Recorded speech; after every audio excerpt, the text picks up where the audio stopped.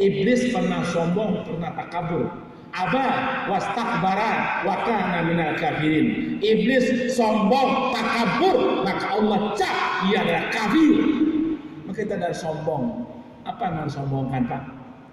Lalu bagaimana melihat orang sombong?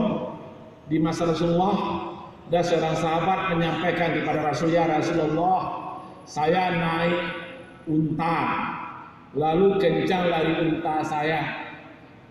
Teman sahabat lain tidak tersapa tegur oleh saya. Apakah saya sombong ya Rasul? Oleh Rasulullah, lah, tidak. Tetapi yang dikatakan sombong itu ada dua kriteria.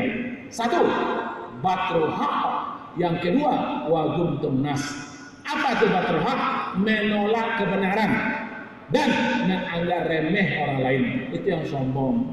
Pak, aja nampak kerajaan Pak, dia telambe dulu akan tua. Tolong Pak on time, tepat waktu disiplin. Nah, gitu patuhi itu tidak sombong. Tapi kalau dianggap siapa? Apa ada namanya nasihat ambo tahu sebelum apa lahir dan tahu ya dia Pak. Jangan tahu sombong namanya. Pak, apa kamu pakai masker Pak? Sering cuci tangan, jauhi dari kerumunan. Kita patuh ya Pak. Tapi kalau kita melawan, berapa banyak oknum? Dia seorang oknum. Lalu disampaikan, Pak, apa pakai masker? Nang kasaki ambo, nang kamati ambo, nang boleh jajah. Sombong namanya Pak. Makanya kalau kita 3M ini kita laksanakan saja. Tentram hati kita tenang. Itu manusia sombong, menolak kebenaran dan menganggap remeh orang lain. Dianggap enteng saya. Dianggap enteng sekali Allah. Anak buah Abo teman, walaupun anak buah awak kalau hebat pada awak harus kita hargai. Jangan anggap remeh. Ini kadang-kadang ada juga oknum dia atasan hebat, semua anak buah dia anggap remeh. Ingat, di atas langit ada langit. Hebat awak, ada orang lebih hebat pada awak. Kayu ada orang lebih kaya daripada kita. Ganteng awak ada orang lebih ganteng dari kita. Kalau kita sadar akan terjauh dari sombong. Allah enggak suka, innallaha la yuhibbu kulla mukhtalin fakhura. Sehingga Allah enggak suka pada orang sombong lagi membangga-banggakan diri. Apalagi jabatan. Jabatan itu berganti-ganti. Tilkal ayyamu nudawiluha bainan nas. Hari-hari ini kami pikirkan hidup di antara manusia. Kini giliran kita punya jabatan, sahabatlah habis, Pak. Karena berganti-ganti. Tidak ada yang abadi. Ma indakum yanfadu wa ma indallahi baqin. Apa yang ada di sisimu akan hancur, luluh lantak. Sedangkan insyaallah itu yang kekal abadi. Maka tidak ada yang kita jabatan itu hanya amanah. Maka tanda amanah setiap bapak menduduki jabatan disumpah menurut agama Islam. Kalau kita Islam, angkat kepala, ada tukang rohaniwannya mengangkat kepala, di atas kepala kita ada Al-Quran. Nah, kita bersumpah. Berarti kita amanah. Maka itu janganlah sombong dan takabur juga tidak boleh menghitamkan sebelum hitam. Pak, kalau kau besok selesai ya, pasti selesai. Tidak boleh Pak. Harus jawab, insya Allah besok ambo usahakan selesai. Jangan dipastikan, Pak besok berangkat sama-sama. Pasti mau kaisa. Jangan Pak. Muju asa panjang hari, malang saki jauh mato. Rencana boleh, tapi keputusan di tangan Allah. Wa ma qaru wa ma qarallah wallahu khairul makirin. Mereka manusia berencana, Allah juga berencana. Sebaik rencana adalah rencana Allah. Maka tidak boleh kita takabur, memastikan sebelum pasti. Tidak boleh. Harus kita kalimat, kita baca insya Allah. Besok kita sama berangkat, insya Allah. Besok kita sama-sama tim Ramadan, insya Allah. Jadi ada kalimat insya Allah, bukan dipastikan ambo pasti pai, ambo pasti siap, ambo pasti beres. Jangan Pak, itu manusia takabur. Allah tak suka pada orang yang takabur tersebut. Kaum muslimin, kemudian yang keempat, bersihkan hati daripada sifat dendam kasumah. Jangan ada yang dendam kita. Lebih-lebih bawahan tidak boleh dendam kepada atasan.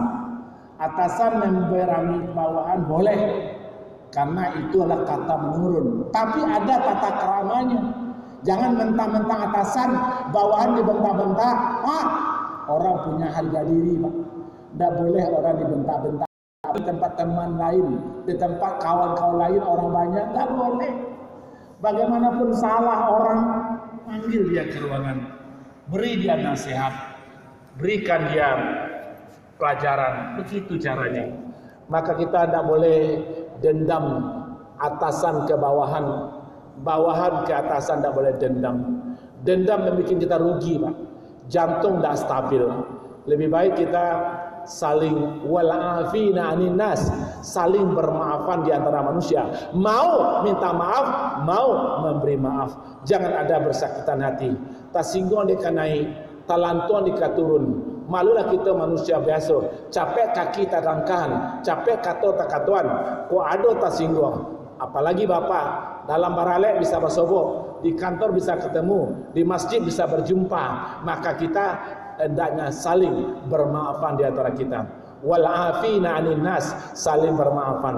Jangan kita bersakitan hati, berkelanjutan tanpa batas. Rugi kita, Pak. Sedangkan Rasulullah pemaaf, mau minta maaf, apalagi kita umatnya. Allah saja pemaaf, apalagi kita hambanya. Maka kita sebaiknya menghadapi bulan suci Ramadan, kita jalin, rakit kembali silaturahim yang pernah rusak, yang pernah terputus. Mari kita bina kembali. Fal yasil rahimahu hubungkan silaturahim, jangan sampai putus antara kita sesama kita. Kadang-kadang gara-gara tidak dapat jatah sakit juga hati. Kawan kadang dapat jatah awak sakit juga hati. Kadang parangai buruk, parangai tidak batua, disiplin kurang, akhirnya jatah sakit. Tidak usahlah dendam. Ambil saja hikmahnya. Semua pasti ada hikmah apa yang terjadi di hadapan kita masing-masing.